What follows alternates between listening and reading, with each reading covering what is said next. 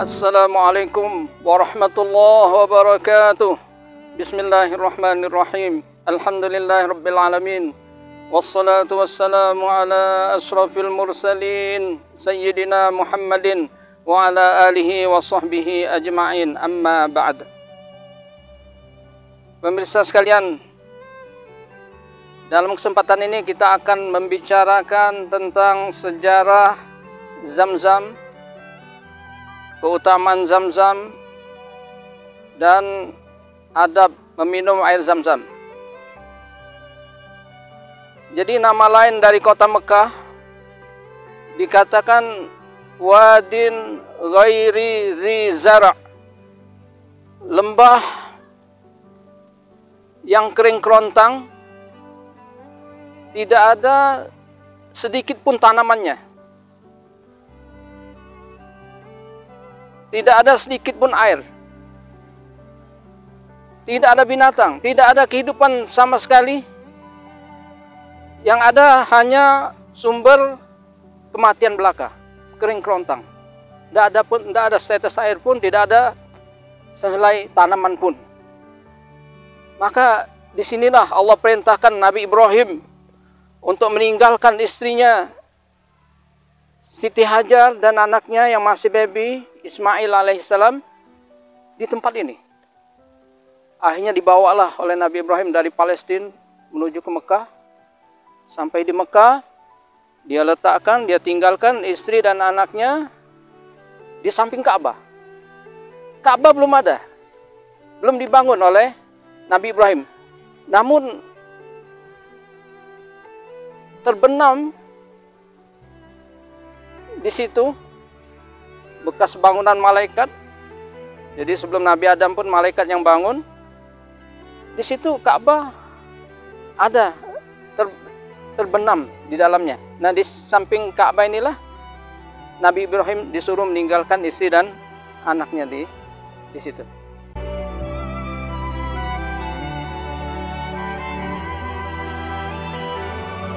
Kemudian beliau langsung meninggalkan keduanya, langsung pergi perlahan meninggalkan keduanya, tidak sanggup berkata apapun. Dia pergi, kemudian Ummu Ismail, Siti Hajar kebingungan. Kenapa suaminya meninggalkan dia, seorang perempuan dengan bayi, baby yang berapa bulan usianya, di tempat seperti ini. Kering kerontang, tidak ada sedikit pun air, tidak ada sedikit pun tanaman, binatang pun tidak ada.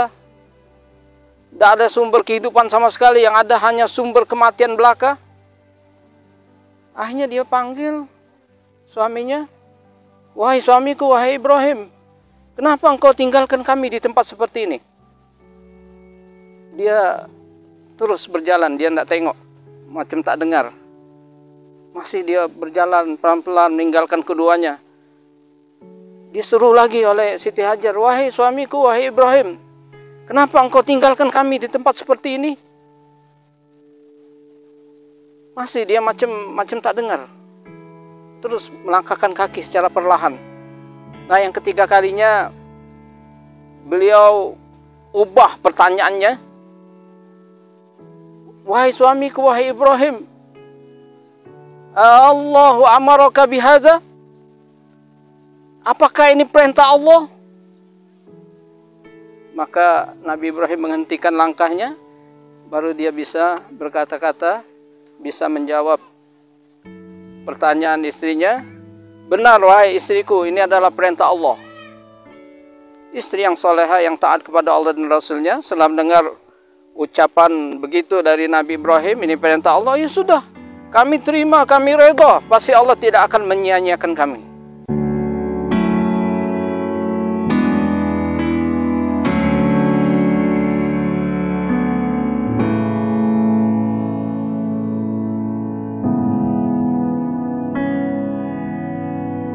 Setelah mendengar jawaban dari Ummu Ismail seperti ini, Allah pasti tidak akan menyia-nyiakan kami. Maka Nabi Ibrahim sebelum meninggalkan keduanya, beliau sempat mengangkat tangan berdoa kepada Allah, ya Allah, di antara doanya, ya Allah jadikan tempat ini tumpuan semua manusia dan berkahi rezekinya. Akhirnya Nabi Ibrahim pergi, menghilang. Kemudian tidak beberapa hari, bekal yang beliau tinggalkan, air, makanan untuk istri dan anak Siti Hajar dan Ismail yang baby, tidak berapa hari habis. Akhirnya keduanya kelaparan, kehausan. Siti Hajar kebingungan mencari makanan kemana. Ismail meronta-ronta, kehausan, kelaparan. Air susu pun kering. Akhirnya Siti Hajar, dia mendaki Bukit Sofa. Dari puncaknya beliau meriksa, lihat sana sini, mungkin ada orang yang bisa diminta tolong. Ternyata tidak ada. Dia lari lagi ke bukit di hadapannya, Bukit Marwah.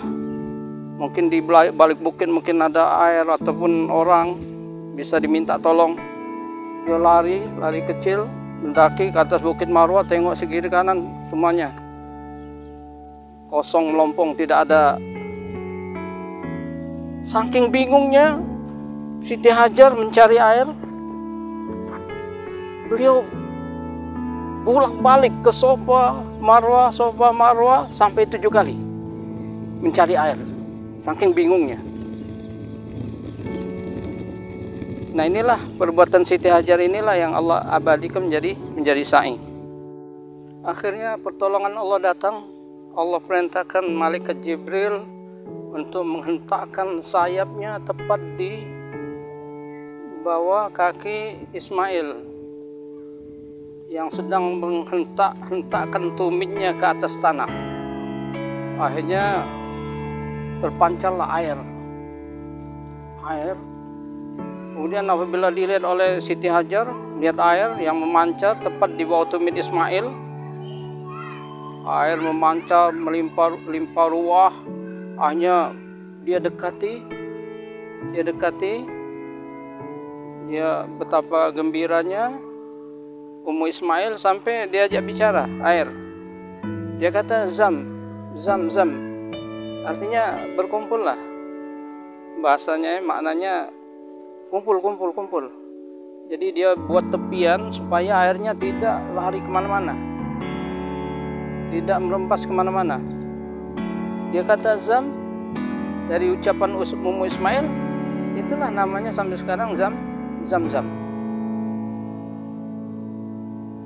Kemudian setelah air ini terpancar, mulai berdatangan kehidupan, mulai terbukti doa Nabi Ibrahim, rezeki dengan adanya air yang memancar ini, binatang mulai datang untuk meminum. Kemudian suku Jurhum dari Yaman, di tengah padang pasir mereka kehabisan air. Akhirnya mereka melihat di atas langit ada burung yang berputar-putar. Akhirnya mereka ikuti jejak burung tersebut. Mereka yakin pasti di bawahnya ada sumber makanan atau sumber air.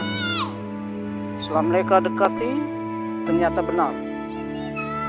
Ada di bawahnya ada seorang perempuan dengan babynya. Di hadapannya ada air yang melimpah ruah. Akhirnya mereka berkata kepada Ummu Ismail, Siti Hajar. Akhirnya diizinkan oleh Siti Hajar. Mereka orang-orang suku Jurhum dari Yaman tinggal di situ. Inilah awal rezeki melimpah, kemudian makin ramai, makin datang lagi orang, makin ramai sampai sekarang, sampai hari kiamat. Itulah sejarah Zam-Zam pertama kali. Sejak itu memancar sampai hari kiamat, tidak akan habis-habisnya. Maka hadis mengatakan semua sumber air yang ada di muka bumi ini, baik pelan maupun lambat, pasti kering sebelum hari kiamat kecuali air Zam-Zam.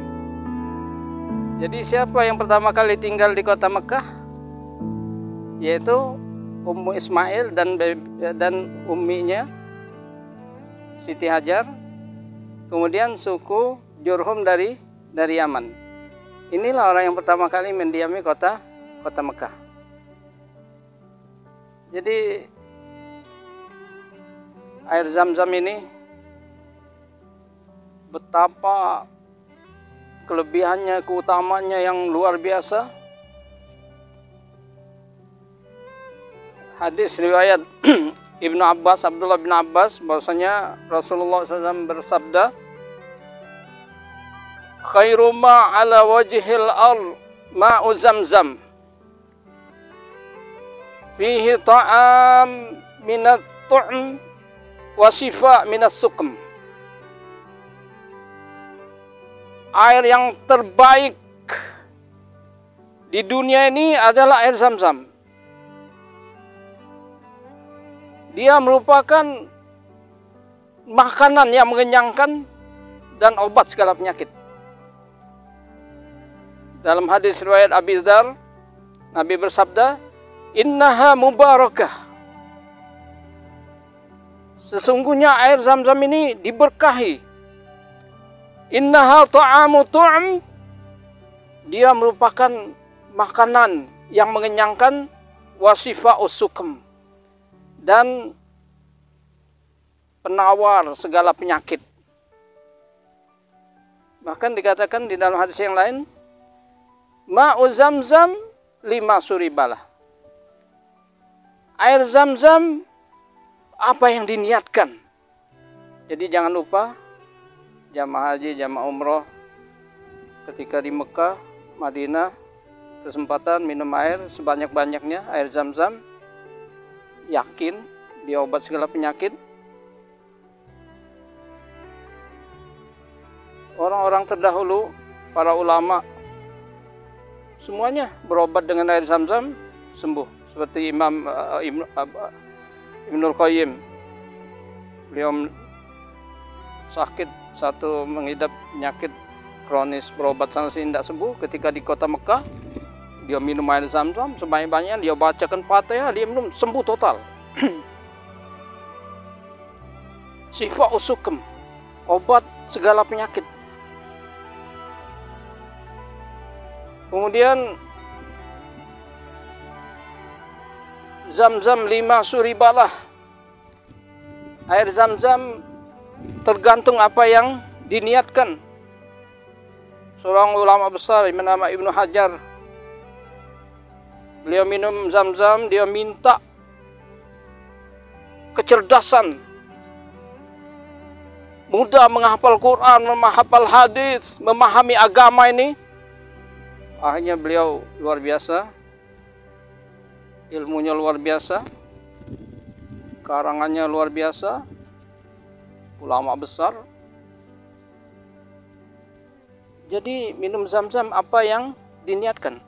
Sahabat-sahabat Nabi dulu, Umar bin Khattab, ada lagi Abdullah bin Mubarak,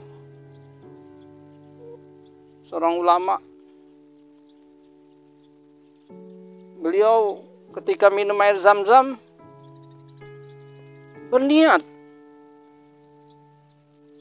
ya Allah, aku minum air Zam-Zam ini supaya tidak kehausan nanti pada hari kiamat di padang mahsyar. Itu mereka berniat seperti itu. Para tabi'in, para tabi'in, bahkan sahabat Nabi Umar bin Khattab. Mereka minum air Zam-Zam minta supaya nanti tidak kehausan pada hari kiamat. Jadi jamaah haji, jamaah umroh kesempatan di Madinah, di Mekah minum sebanyak-banyaknya, karena Nabi, mafhum hadis Nabi mengatakan beda kita dengan orang munafik, orang mukmin dengan orang munafik. Orang mukmin bila dia minum air Zam-Zam, minum sebanyak-banyak. Tapi orang munafik sedikit saja. Karena orang munafik dia tidak yakin dengan janji Allah dan Rasulnya, dia lebih memilih air mineral yang lebih fresh. Tapi orang mukmin dia tidak peduli rasanya, dia yakin ini obat segala penyakit, apa yang diniatkan, minumnya sendiri merupakan ibadah, minum Zam-Zam, maka mereka tidak peduli rasanya, minum sebanyak-banyaknya. Jadi obat segala penyakit dengan syarat yakin. Kalau kurang yakin, ya. Jadi luar biasa manfaat air Zam-Zam ini, luar biasa fadilatnya, kelebihannya. Bahkan sebagian ulama mengatakan air Zam-Zam yang ada sekarang ini lebih baik daripada air yang ada di sorga. Alasan mereka apa? Alasan mereka ketika Nabi dibedah dadanya, dikeluarkan hatinya, dibersihkan ketika masa kanak-kanak dan ketika akan Mi'raj, dibersihkan, dikeluarkan oleh malaikat Jibril, dibersihkan hati Nabi. Dengan air apa malaikat Jibril membersihkan hati Nabi? Dengan air Zam-Zam. Allahu Akbar. Jadi kesempatan ketika ke Mekah, ke Madinah, minum sebanyak-banyaknya. Kemudian sisanya bawa pulang, supaya air Zam-Zam itu tidak habis-habis. Sebelum habis, tinggal 1/4 ditambahkan air lagi. Sebelum habis, ditambahkan lagi air mineral. Maka dia tidak habis-habis, dia terus menyambung. Makanya Zam-Zam ini namanya banyak sekali. Jadi sesuatu apabila mempunyai nama yang banyak menunjukkan kehebatan sesuatu tersebut. Di antara nama lain Zam-Zam ini disebut Maktumah, Madnunah, Suba'ah, Suqiyar Rawa, Raqdatu Jibril, Hazmatul Malak, Shifa'u Suqm, obat segala penyakit, Ta'amu Tu'am, makanan yang mengenyangkan, Hafiratu Abdul Muttalib, galian Abdul Muttalib, Afiyah, yang mengafiatkan, penawar, Nafi'ah, yang bermanfaat, Barroh, baik, bagus, Kafiyah, yang mencukupi, Thayyibah, Suqiyallah li Ismail, Allah memberi minum kepada Ismail, air yang Allah berikan untuk Ismail. Dan masih banyak lagi nama-namanya. Ya, mungkin di sini tentang air Zam-Zam ini.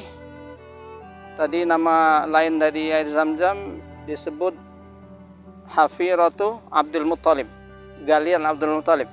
Nanti kita buat video yang berikutnya, bagaimana ketika zaman jahiliyah sempat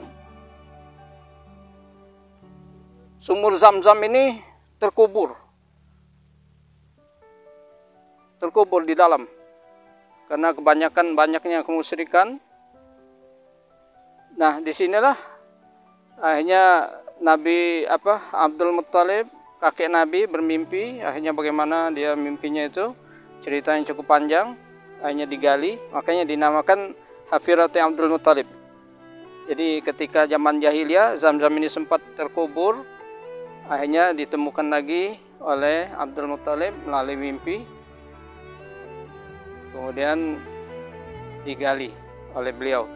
Makanya inilah insya Allah kita bertemu tentang Zam-Zam di episode berikutnya, bagaimana Abdul Muttalib menemukan Zam-Zam yang tadinya sempat terkubur, mampet karena banyaknya kemusyrikan. Terima kasih. Wabillahi taufiq wal hidayah. Wassalamualaikum warahmatullahi wabarakatuh.